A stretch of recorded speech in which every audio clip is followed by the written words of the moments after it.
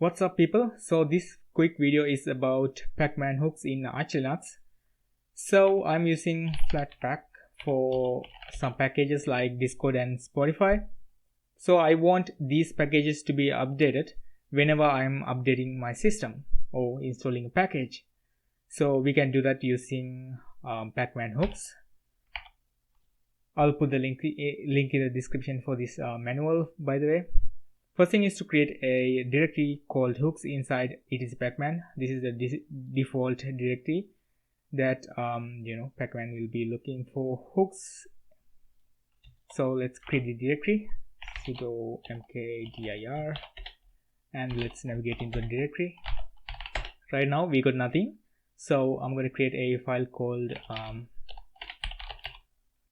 flatpak update hook, and I'm going to copy the example from the manual and paste it here. So I want this hook to be run whenever I'm installing something and upgrading something. I don't want remove operation, so I'll get rid of that. So the type is package. We are installing packages and upgrading packages. And target, you can add the target if you want to, for example Vim. So whenever you are installing Vim, this hook will be ran, but I'm going to put asterisk. This means whenever you are installing any packages or upgrading any packages, this hook will be ran. So under action we got depends. So this is not depending on core utils, so I'll get rid of that. This hook will be ran whenever the operation is completed, install or upgrade. So it's post transaction. Now the executable or the command is flatpak update.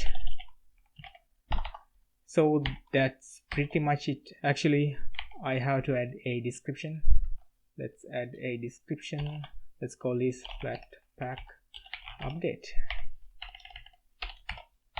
Okay, cool. Now save and quit. Now whenever you are installing something, for example you can install Vim, you can see it's updating flatpak up, it's running flatpak update hook. So that's it. It's really simple. Thanks for watching. Have a nice day.